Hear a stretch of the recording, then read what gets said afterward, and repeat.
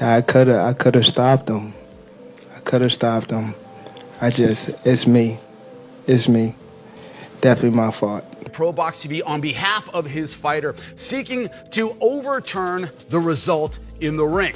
From a draw to, of course, a knockout, TKO, or disqualification. Tank Davis and Lamont Roach. Good fight. Good fight. Good, very competitive fight, which I knew, which I anticipated. I said. Gervonta Davis has gone mad after Nick reportedly overturned Lamont Roach's draw decision to a loss. Frustrated by the decision, he expresses his disappointment, saying, "It's definitely my fault." I could have stopped him. I could have stopped him. It's me. It's me. Definitely my fault. Definitely my fault. It's all right.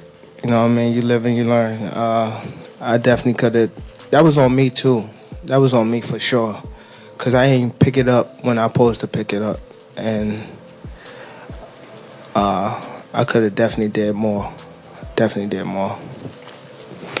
Just a lot going on. But again, it was myself, you know. But you gotta go to the gym and, you know, get back to the drawing board and, you know, train a little harder. Lamont Roach revealed that during the fight, Gervonta Davis told him he wasn't going to win and that the judges wouldn't give him the victory. Roach admitted it was a tough reality to accept, saying boxing often favors those with bigger names and stronger backing. He expressed frustration, acknowledging that the sport operates on influence, where fighters with more on paper usually come out on top, regardless of performance. Despite the setback, Roach remains determined to keep pushing forward, but understands the challenges of competing against fighters with major promotional and financial advantages in the boxing world. You know something funny? When we was talking in like the 12th round, I think the 12th or 11th, we was talking shit, right? But he like, you ain't gonna win. I said, why not? What you talking about? He like, they ain't gonna give it to you. I said, oh, is that right? So, you know, that's how boxing work. It's sad to say, you know, that's how boxing work. I'm not like totally upset. I figured with a superstar, you won't get too much on paper. But shit, I damn sure thought I had it. Especially when they announced the score for him. I was like, oh, they gonna give me a split decision win. I was like, oh yeah. I said, oh shit, here it goes. But as soon as I heard that 114, I was just like, damn, all right, it's over with. So yeah, man, it's just crazy. I ain't gonna lie. It's okay. We gonna run it back. It's okay. After the disputed draw between Davis and Lamont Roach Jr., New York admitted to a review error that impacted the 9th round knockdown call. The commission recognized the controversy and assured an investigation was underway. Fans and analysts continued debating the outcome, with many believing Roach deserved the victory. To override his decisions or knockdowns. Some skeptics have suggested that Willis's call benefited Davis unfairly, but we do not subscribe to that notion. In our long experience judging fights, we see no evidence of favoritism, only a referee prioritizing the physical safety of a fighter who appeared compromised by an eye injury. Which I actually get. I understood that statement because, hey, look, Steve Willis he didn't call it a knockdown. You take a knee like that, that looks like a knockdown. All right? So I think it's going to be very difficult for the New York State Athletic Commission to review this and then call it a knockdown. Because here's the thing. The fight could have gone completely differently if Gervonta was told that it was a knockdown officially. Gervonta could have then responded differently, because let the truth be known, Gervonta didn't even know it was the 12th round when it was the 12th round. He thought it was the 8th. Forgot where he was at. He thought he was still in the 8th round. He thought he still had rounds to go. 12th round. He said, damn, it's the 12th? Yeah, it's the 12th and you're down. Tank didn't know what round it was. So, if it was brought to his attention by Steve Willis that it was officially a knockdown, the fight could have gone differently, making it very difficult to review this after the fact and overturn it. But the problem is, still, though Steve Willis did not call it a knockdown officially, he also didn't call it a slip. If you take a knee like that looks like a knockdown. He had to pick one or the other. And according to the rules, if it's a slip, the referee has to let it be known. Tank Davis's trainer addressed criticism, saying fame comes with haters, and people will always talk. He emphasized that no matter what Tank does, there will always be opinions. Both good and bad, success attracts negativity, but they remain focused on training, winning and proving doubters wrong in the ring. When it came down to Tank taking that knee, or do you feel like this is something that happens in boxing? It wasn't illegal, so I ain't gonna say it was a mistake. That's why I asked you that exact way. Like, do you feel like it was a mistake, or do you feel like, no, this is a veteran move? This is stuff that happens in boxing. It happens in boxing. It happens in boxing. You know, it wasn't illegal. You know, just run it back. Just run it back. That's it. That's what champions do. Run it back.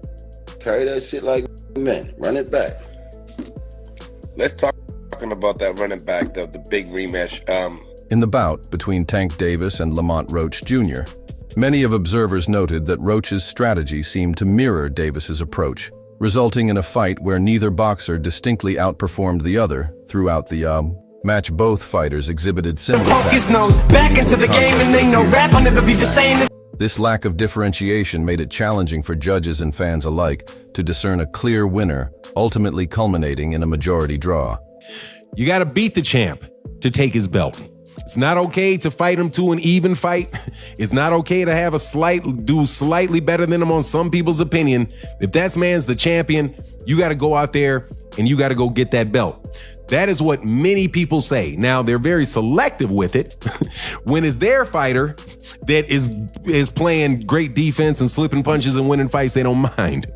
But when it's their fight, when it is their fighter that is having somebody refusing to fight and kind of standing in a gap and just trying to make it all super technical, man, they get upset. They get upset about it, right? But anyway, you know that rule. So when I heard Gary Russell Jr., one of my favorite fighters, one of my favorite people in boxing, talk about the Gervonta Davis fight, I was like, yeah, man, I think that you're about right on. Because basically what Gary Russell Jr. said is, look, man, Lamont didn't win that fight.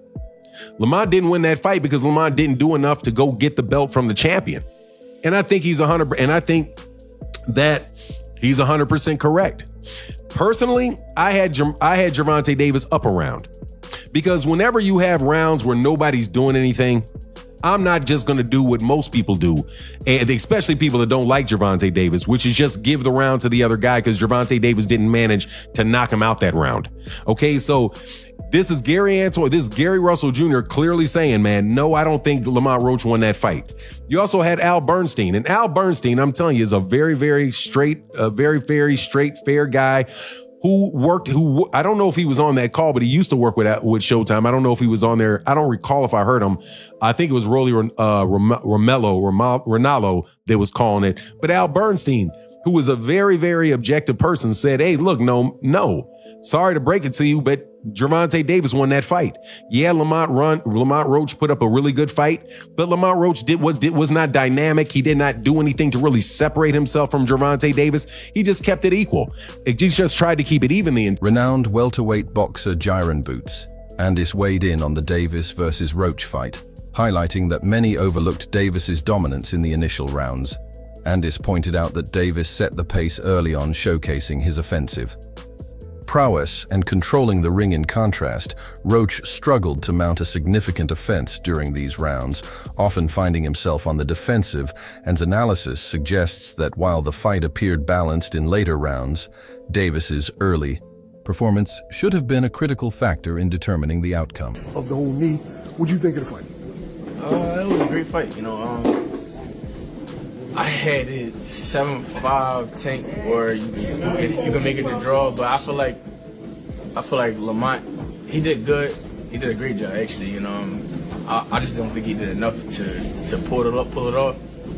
And I feel like people was overlooking what Tank was doing in the first 5-6 rounds. He was boxing and frustrating him a little bit.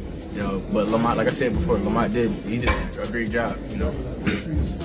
Yeah, some people had it Tank, some people had it Draw, some people had it Lamont. Do you think Tank gets a lot of criticism for not knocking Lamont out and Lamont not being a big name, so they overblow it? Featherweight champion Shakur Stevenson offered his perspective, suggesting that Davis may have underestimated Roach's capabilities.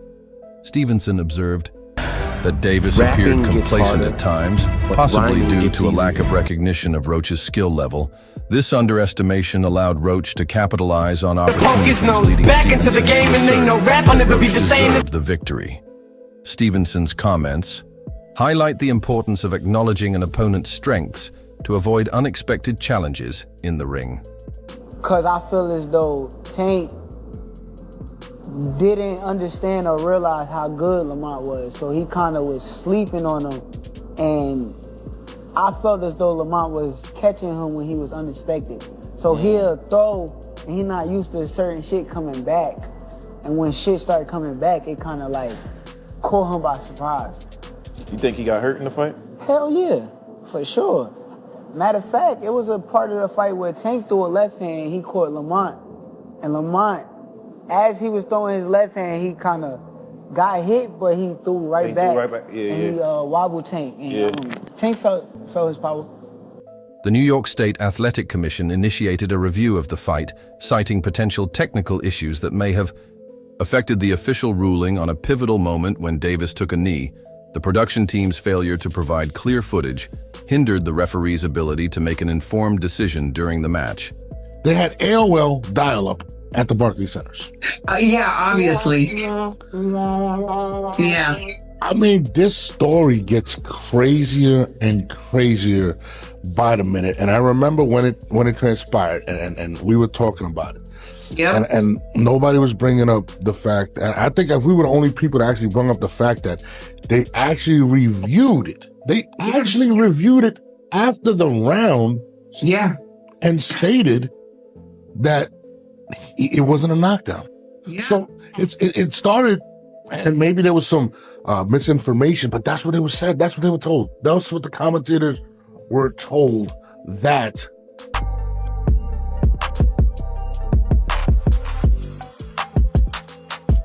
the critical role of accurate and timely video production in ensuring fair outcomes in boxing matches. Debate ensued among fans and analysts regarding the legitimacy of Davis's decision to take a knee following a punch from Roach, while some argued that fighters might take a knee to recuperate. The context in this instance differed. Davis's action came immediately after absorbing a punch, leading many to believe it should have been ruled a knockdown. Instead, the referee allowed a timeout, sparking controversy over the appropriate application of boxing rules.